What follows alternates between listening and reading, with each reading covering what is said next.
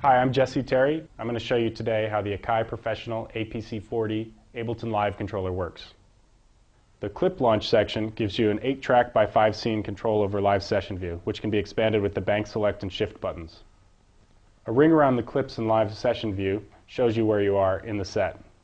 The buttons are lit orange to show that there's a clip in the slot, and when you press that slot to play it, it'll turn green when playing. As live users know, these clips will come in launched quantized to the beat, and Live will time stretch the audio as needed. I can also stop clips with the clip stop buttons, or stop all clips. The scene launch buttons let me launch a whole row of clips at the same time. If I want to move to different parts of my session view, I can use the bank select and shift buttons. Pressing the bank select button moves sequentially down through the set, so I can launch new clips.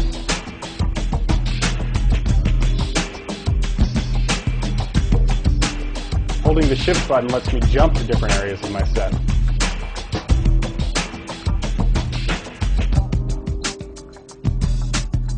Holding the shift button and hitting a bank select button will move me around up and down by banks of 5 scenes at a time.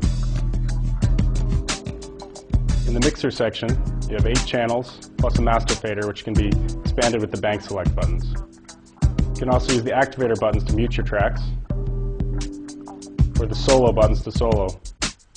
Solo buttons can also be used as pre-cue, along with the cue level knob. You can also arm tracks down at this section.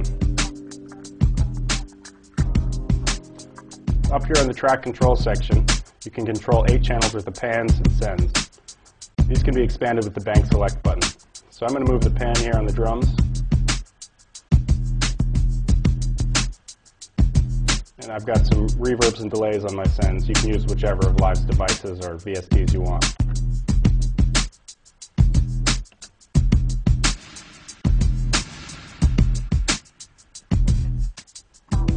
The tap tempo and nudge buttons let you sync up with either turntables or other musicians.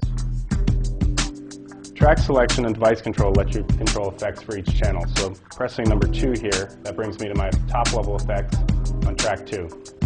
I can turn those effects on and off. I can move between different effects.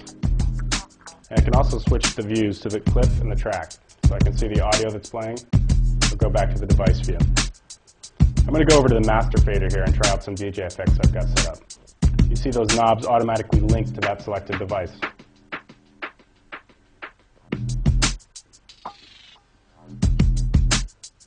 To give you even more control, when you hold down the shift button, you can move to 8 different banks of parameters. Detail view closes the detail view so that you can see more of your session when you're playing live. Chord quantization and MIDI overdub are good for working in the studio, same with metronome. You've got your transport controls here and your global record, which lets you record every last bit of automation you record on your set. Down here we have a replaceable 60mm dual rail guided crossfader. In Live you can set any of your tracks to A or B channels, so you could move between, say, 2 different drum parts.